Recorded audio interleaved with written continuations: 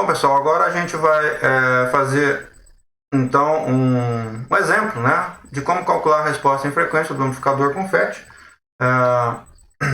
O exemplo proposto é o seguinte: faça análise da resposta em frequência do amplificador abaixo, fornecendo os circuitos equivalentes de cada frequência de corte, determine as frequências dominantes de baixa e de alta. Então, foi nos dados um amplificador, né, divisor de tensão. Eu tenho uma resistência de fonte de 500 ohms, uma tensão de alimentação de 18 volts, uma carga de 3K. Capacitor está ligado ao gate de 100 nanofarad, capacitor que está ligado ao dreno de 1 microfarad, capacitor que está ligado à source 10 microfarad, né? E aí tem o nosso divisor de tensão com R1 igual a 160 MB, R2 igual a 20 MB, resistor de dreno 2K2 e resistor de source 820. O nosso componente tem um IDSS de 10 mA, VP de -4 e um YS de 20 microsiemens.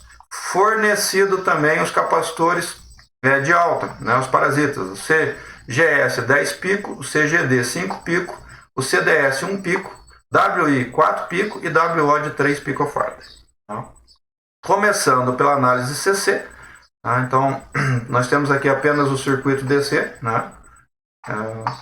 Os capacitores são um circuito aberto, então só nos sobra esse circuito aqui. E aí nós vamos aplicar aquilo que a gente já viu na análise DC do FET, né? Nós temos então um VS que é IDRS, então vai dar 820D. O VG é 2 volts aplicando o divisor de tensão.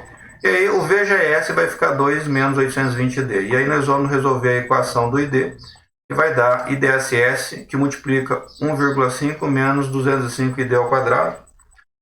Resolvendo essa equação e aplicando Bhaskara, tá, nós temos um resultado de 12,85 mili e 4,17 mili.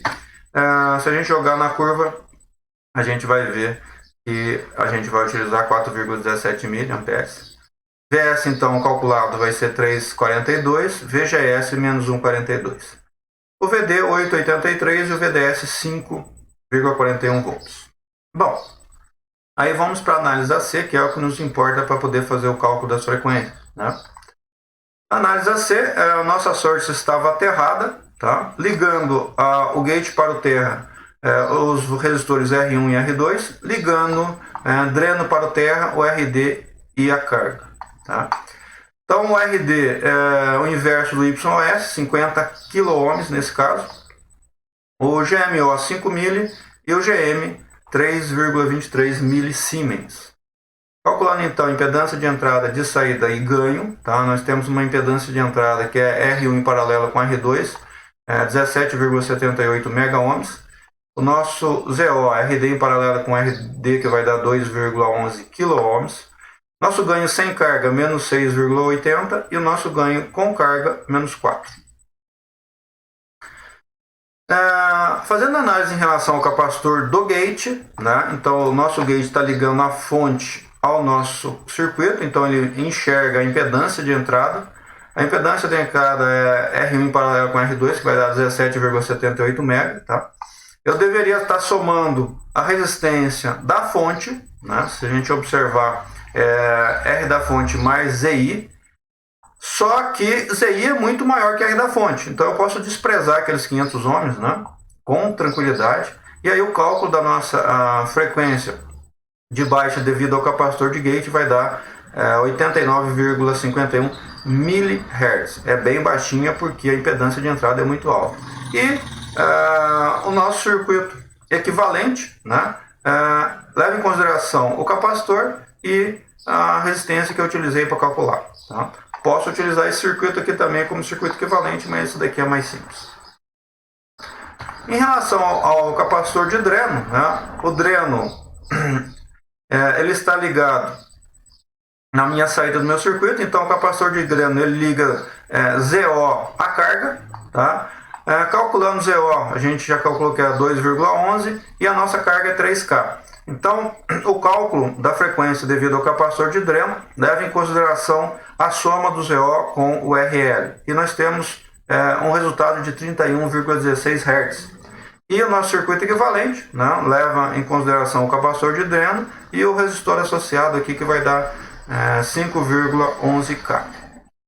E por último, o nosso capacitor de source, tá? Ele enxerga aqui um resistor equivalente. Esse resistor equivalente para esse circuito vai dar 227,84 ohms.